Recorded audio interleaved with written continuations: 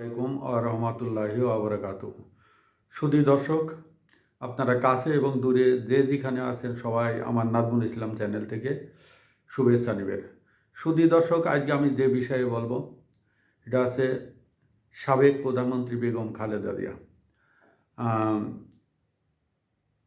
আজ সকালে খুব হৃদয় বিদারক একটা কথা জনমনে ভেসে আসলো। সাবেক প্রধানমন্ত্রী বেগম খালেদা জিয়া তিনি আর নেই।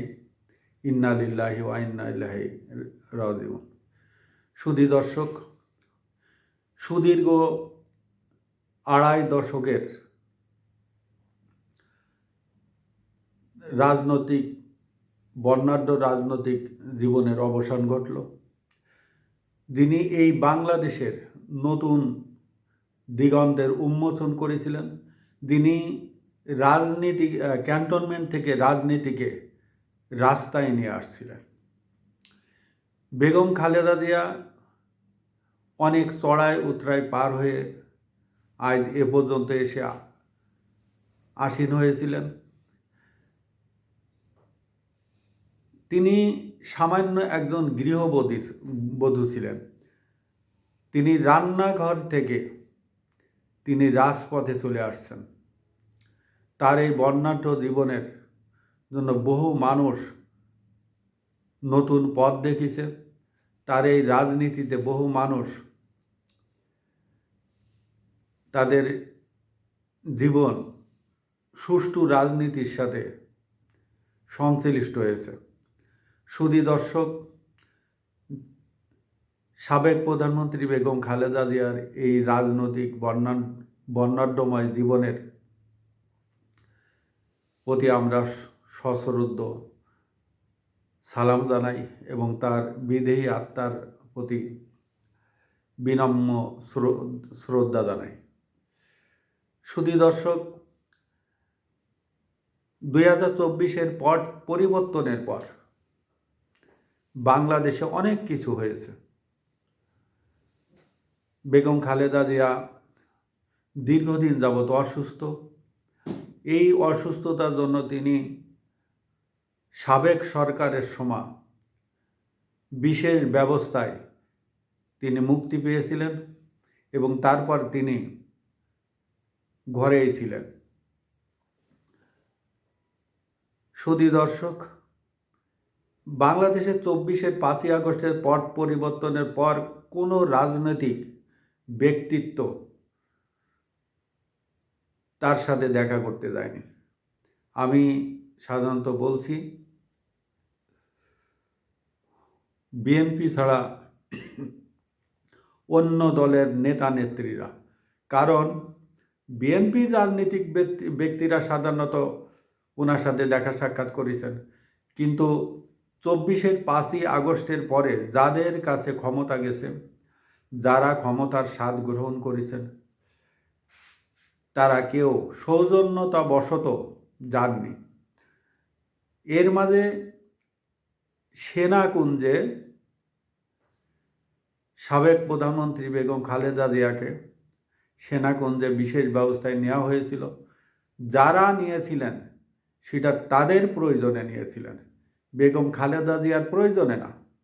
এই ছাত্ররা আন্দোলন করল, শিষ্টাচার বশত প্রধান উপদেষ্টা ছাত্ররা বা বাংলাদেশের বর্তমান সেনাবাহিনী যিনি আছেন কেউই তার সাথে এই রাজনৈতিক বিষয়ে কোনো সলা পরামর্শ করেনি, কোনো বুদ্ধি নেয়নি এবং কোনো বিষয়ে তার সাথে কোনো আলাপ আলোচনা করেনি।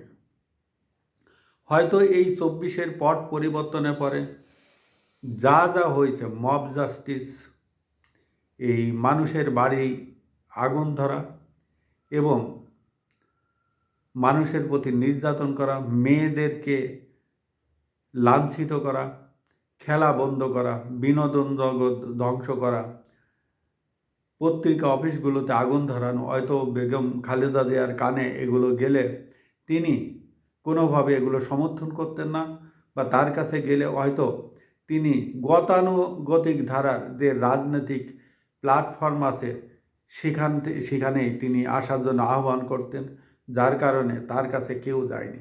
অবশ্যই এর মাঝে বাংলাদেশ সেনাবাহিনীর সস্ত্রীক সম্ভবত ঈদের শুভেচ্ছা জানানোর জন্য তার কাছে গিয়েছিলেন এইটা। কিন্তু দেশের এই সংকটময় মুহূর্তে বাংলাদেশের যে বর্ণাঢ্য দুইজন নেত্রী শেখ হাসিনা এবং বেগম খালেদা জিয়া, একজন চলে গেছেন ভারতে আর বেগম খালেদা জিয়া বাংলাদেশে ছিলেন। তখন বেগম খালেদা জিয়ার সেন্স ছিল, তিনি সুস্থ ছিলেন মোটামুটি অবস্থায়, তিনি অন্তত কিছু একটা বলতে পারতেন, জ্ঞান দিতে পারতেন। কারণ তিনি মাঝে যে একবার একটা ভাষণ দিয়েছিলেন, সেই ভাষণ যখন দিতে পারিছেন তখন দেশের বিষয়ে তিনি অন্তত কিছু একটা বলতে পারতেন। কিন্তু বেগম খালেদা জিয়ার কথা মতন যদি দেশ চালাতেন এই বর্তমান শাসকগণ, তাহলে দেশের এই অবস্থা হতো না। যার কারণে তারা কোনো সাজেশন আনতে যাননি এবং শিষ্টাচার বশত মানুষের কাছে যায় সেটাও জাননি। আমাদের বর্তমান মাননীয় যে প্রধান উপদেষ্টা জনাব ইউনূস সাহেব আছেন, তিনি একজন বিখ্যাত ব্যক্তি। উনার এই শিষ্টাচার জিনিসটা মানে কি বলবো, আমি কোন ভাষায় বলবো আমি বোঝাতে পারছি না আপনাদের। আমি নিরপেক্ষভাবে বলার চেষ্টা করছি, কারণ দলীয়গতভাবে আমি মানে বলছি না।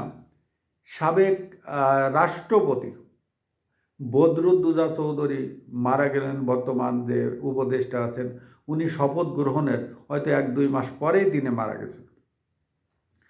কিন্তু আমাদের বর্তমান যে উপদেষ্টা ডক্টর ইউনূস সাহেব, তিনি শিষ্টাচার বশত তিনি বেগম বদরুদ্দোজাকে দেখতে যাননি, তার লাশটাও পর্যন্ত দেখতে যাননি। সেটা যাওয়া কিন্তু উচিত ছিল, সেটা যাওয়া উচিত ছিল। কারণ উনি একসময় এই রাষ্ট্রের একজন ছিলেন, একজন বর্ণাঢ্য রাজনৈতিক ব্যক্তিত্ব। তিনি দীর্ঘ 9 বছর ঈর্ষাদের বিরুদ্ধে আন্দোলনে সক্রিয় ছিলেন। তিনি এর আগেও আন্দোলনে সক্রিয় ছিলেন এবং 1/11-এর সময় তিনি অনেক ঝক্কি ঝামেলার ভিতরে গেছেন, অনেক হয়রানির শিকার হয়েছেন। আর সেই ব্যক্তি যখন মারা গেলেন তখন তার লাশটা পর্যন্ত তিনি দেখতে যাননি। আমাদের বর্তমান সাবেক প্রধানমন্ত্রী, বর্ণাঢ্য জীবনের অধিকারী, তিনি যে রাজপথ কাঁপানো নেত্রী, তিনি যেভাবে সাধারণ মানুষের সাথে মিশে গেছেন অবাক হতে হয়। বেগম খালেদা জিয়া আমার মনে পড়ে একবার যশোরে গিয়েছিলেন, আমি দেখেছি রিক্সাওয়ালাদের সাথে পর্যন্ত হ্যান্ডশেক করেছেন এবং খুব নিম্ন ধরনের লোকজন যারা মানে পথে ঘাটে ঘুমায় তাদেরও খোঁজখবর নিছেন। এই ধরনের ব্যক্তিত্ব তিনি ছিলেন।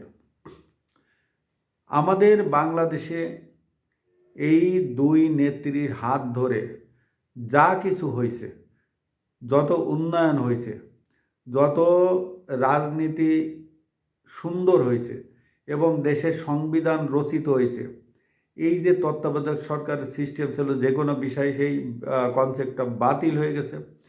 কিন্তু এটার নেতৃত্ব এই বেগম খালেদা জিয়া দিয়েছিলেন।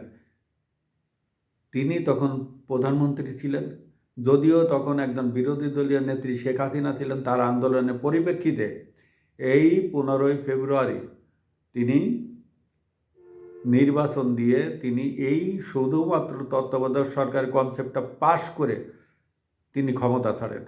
আমার মনে আছে ওই দিন যেদিন তত্ত্বাবধায়ক সরকারের কনসেপ্টটা পাশ করেন সেদিন তিনি রাত জাগে সংসদ সদস্যরা এই সংসদে ছিলেন এবং তারা ভোট দিয়ে শেষ রাতে তারা সংসদ ছেড়েছিলেন। তারপরে সকালে সংসদ ভেঙে দেন। এই হচ্ছে অবস্থা।